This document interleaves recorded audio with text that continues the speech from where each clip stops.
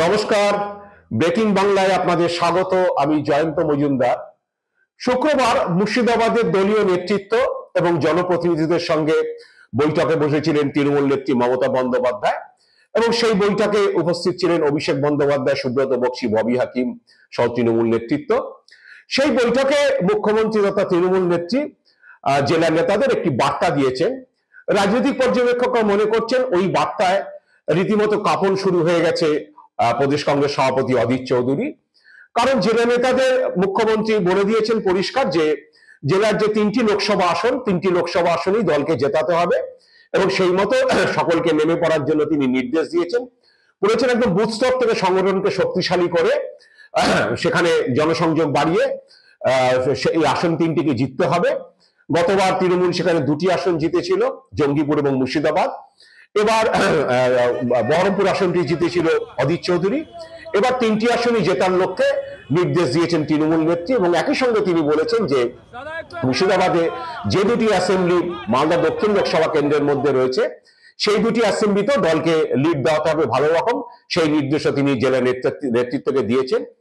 তো বহরমপুর আসন নিয়ে কি বলে জেলার বিধায়ক হুমায়ুন কবির অধীর চৌধুরীর নাম করায় মুখ্যমন্ত্রী তখন বলেছেন ওসব নিয়ে আপনাদের ভাবতে হবে না, অধীর চৌধুরী কোনো ফ্যাক্টর নয়। তো এই নির্দেশের পরে সভাপতি প্রশ্ন উঠেছে বা অধীর চৌধুরী কোনো ফ্যাক্টর নয়, তৃণমূল নেত্রী এই কথা বলার পরে অধীর চৌধুরীর তরফে কোনো প্রতিক্রিয়া জানা যায়নি। তবে কংগ্রেস নেতা প্রদীপ ভট্টাচার্য বলেছেন যে কোন দল কাকে ফ্যাক্টর নয় বললেন বা কাকে আলোচনার মধ্যে রাখবেন না ঠিক করলেন এসব নিয়ে কিছু যায় আসে না। যাদের জন্য কাজ করা হয় তাদের সঙ্গে কেমন যোগাযোগ আছে, মানুষ সেই মানুষকে তাকেই চিনে নেয় এবং তাকেই ভোট দেয়। তো আমরা তাতেই বিশ্বাসী। তো কে কাকে ফ্যাক্টর নয় বললে কি বললেন না তাতে নিয়ে কিছু যায় আসে না, এই ধরনের একটা প্রতিক্রিয়া প্রদীপ ভট্টাচার্য দিয়েছেন। তো মুখ্যমন্ত্রী বা অভিষেক বন্দ্যোপাধ্যায়রা দলীয় নেতৃত্বকে মুর্শিদাবাদের দলীয় নেতৃত্বকে বলেছেন যে কংগ্রেসের সঙ্গে একটা জোট নিয়ে এআইসিসি স্তরে কথাবার্তা চলছিল। তারা কংগ্রেস এই রাজ্যে তাদের কোনো বিধায়ক নেই, বহরমপুর লোকসভা কেন্দ্র বা মুর্শিদাবাদে তাদের কোনো বিধায়ক নেই, কিন্তু তারা যেহেতু কংগ্রেসের দুটি জেতা আসন রয়েছে বহরমপুর এবং মালদা দক্ষিণ কেন্দ্র, তো সেই দুটি আসন তারা ছেড়ে দিতে চেয়েছিল। কিন্তু কংগ্রেস নেতৃত্ব 10-12টি আসনের দাবি করায় এখনো পর্যন্ত কোনো আলোচনা সেই দিকে যায়নি। তো তৃণমূল নেতৃত্বের বক্তব্য থেকে এটা পরিষ্কার যে তৃণমূল এ রাজ্যে আলাদাই লড়তে চাইছে বলে ঠিক করেছে এবং সে কারণে হয়তো মুর্শিদাবাদের জেলা নেতৃত্বকে তৃণমূল নেত্রী সেরকম নির্দেশ দিয়েছেন যে 3টি লোকসভা আসনে লড়াই করতে হবে এবং 3টি লোকসভা আসনকেই জেতাতে হবে। এইরকম একটা বার্তা দেওয়ার পরে স্বভাবতই হচ্ছে কংগ্রেসের মধ্যে আলোচনা শুরু হয়েছে তাহলে এ রাজ্যে কি কংগ্রেস তৃণমূলের জোট হচ্ছে না, এবং জোট যদি না হয় তাহলে সেক্ষেত্রে সবচেয়ে বড় বিপদের সম্মুখীন হবেন অধীর চৌধুরী, এটা পরিষ্কারই বলা যায়। কারণ আপনারা জানেন যে 2019 সালে যখন লোকসভা ভোট হয়েছিল অধীর চৌধুরী বহরমপুর কেন্দ্র থেকে সেখানে ত্রিমুখী প্রতিদ্বন্দ্বিতা হয়েছিল, বামেরা অধীর চৌধুরী সমর্থনে প্রার্থীপদ প্রত্যাহার করে নেয়। কংগ্রেস, তৃণমূল এবং বিজেপি লড়াই করেছিল, অধীর চৌধুরী প্রায় 80,000-এর কাছাকাছি ভোটে জিতেছিলেন। সেই ভোটে যেটা দেখা গিয়েছিল যে অধীর চৌধুরী 3টি বিধানসভা কেন্দ্র থেকে লিড পেয়েছিলেন, বহরমপুর, কান্দি এবং বড়োয়া। বহরমপুরে তিনি প্রায় 90,000-এর কাছাকাছি ভোটে লিড পেয়েছিলেন এবং 3টি অ্যাসেম্বলিতে লিড পাওয়ার সূত্রে তিনি প্রায় 80,000 ভোটে যেতেন। বাকি 4টি বিধানসভা কেন্দ্রে তিনি তৃণমূলের কাছে অল্প মার্জিনে তিনি হেরে গিয়েছিলেন। তো প্লাস মাইনাস করে অধীর চৌধুরী প্রায় 80,000-এর কাছাকাছি ভোটে তিনি যেতেন। তো এই অঙ্কের পরে যেটা দেখা গিয়েছে তারপরে বিধানসভা নির্বাচনের সময় কংগ্রেস বামেদের একটা জোট ছিল, আইএসএফ এর জোট ছিল, যদিও কংগ্রেসের সঙ্গে আইএসএফ সেই ভাবে জোট করেনি, কিন্তু বামেরা কংগ্রেসের সঙ্গে জোট করেছিল। তো বহরমপুর লোকসভা কেন্দ্রের যে 7টি বিধানসভা, সেই 7টি বিধানসভার মধ্যে তৃণমূল 6টি বিধানসভা কেন্দ্র যেতে, একটি মাত্র বহরমপুর বিধানসভা কেন্দ্রটি যেতে বিজেপি। কংগ্রেস কোনো বিধানসভা জিততে পারেনি এবং কংগ্রেসের সঙ্গে তৃণমূলের ব্যবধান ছিল, ভোটের ব্যবধান ছিল প্রায় 4,25,000-এর কাছাকাছি এবং বিজেপির সঙ্গে ভোটের ব্যবধান ছিল 2,25,000-এর কাছাকাছি। তো এইরকম একটা অবস্থায় দাঁড়িয়ে তৃণমূল মনে করছে যে এককভাবে তৃণমূল যদি লড়ে সেক্ষেত্রে অধীর চৌধুরী বা বিজেপি কোনো দলই ফ্যাক্টর হবে না, তৃণমূল হয়তো আসন জিতে নিয়ে আসতে পারে। সেই লক্ষ্যে হয়তো তৃণমূল নেত্রী যদি জোট শেষ পর্যন্ত না হয় তাই মুর্শিদাবাদের নেতৃত্বকে হয়তো বলে দিয়েছেন যে 3টি আসনই জিততে হবে এবং সেই মতোই প্রস্তুতি শুরু করার জন্য তিনি নির্দেশ দিয়েছেন।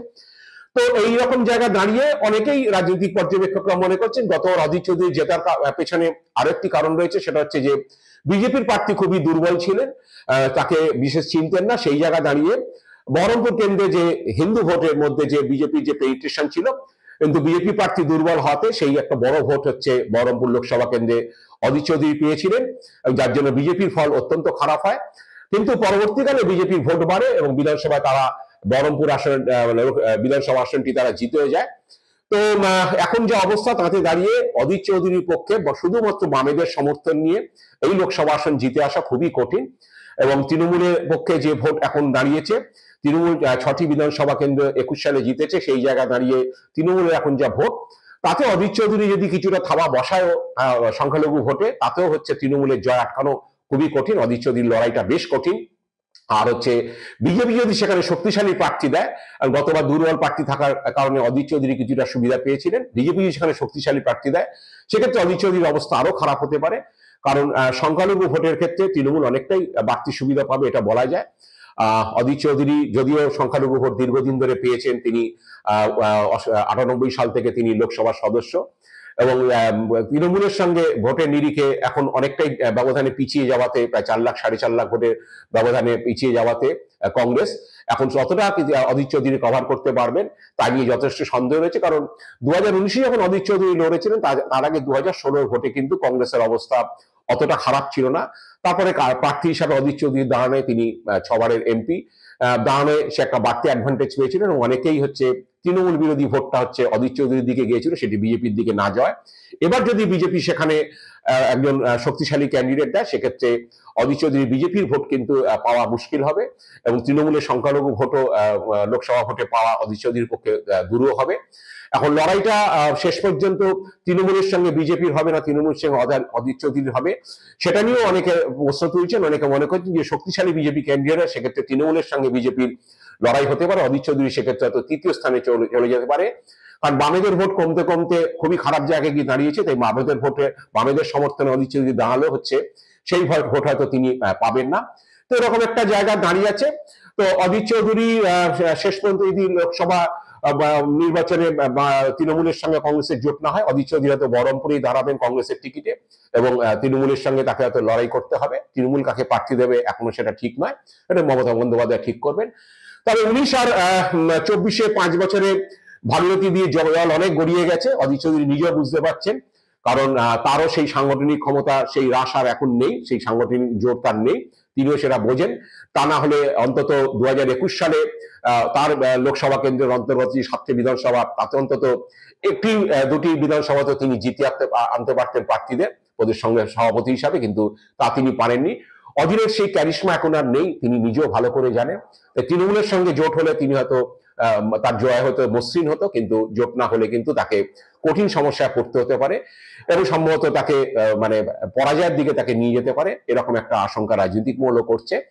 দেখা যাক শেষ পর্যন্ত তৃণমূলের সঙ্গে কংগ্রেসের জোট হয় কিনা, বা অধীর চৌধুরীকে কংগ্রেসের টিকিটে আলাদা লড়তে হয় কিনা বামেদের সমর্থন নিয়ে, তার জন্য আমরা তাকিয়ে থাকবো আগামী লোকসভা ভোটের দিকে শেষ পর্যন্ত কি হয়।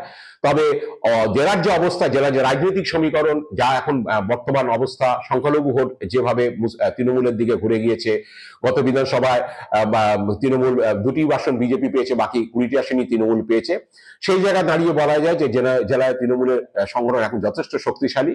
তৃণমূলের একমাত্র কি বলে মাইনাস পয়েন্ট হচ্ছে তৃণমূলের নেতাদের মধ্যে, লোকাল স্তরের নেতাদের মধ্যে কিছু গোলমাল আছে। সেই নিয়ে মমতা বন্দ্যোপাধ্যায় শুক্রবার নেতাদের সতর্ক করেছেন, অভিষেক বন্দ্যোপাধ্যায় সতর্ক করেছেন। তো যদি তৃণমূল ঐক্যবদ্ধভাবে লড়তে পারে লোকসভায়, সেক্ষেত্রে বহরমপুরে অধীর চৌধুরী জিতে আসা বেশ কঠিন বলেই মনে করছেন রাজনৈতিক পর্যবেক্ষকরা। আজ এ পর্যন্তই। আপনারা ভালো থাকবেন, সুস্থ থাকবেন। নমস্কার।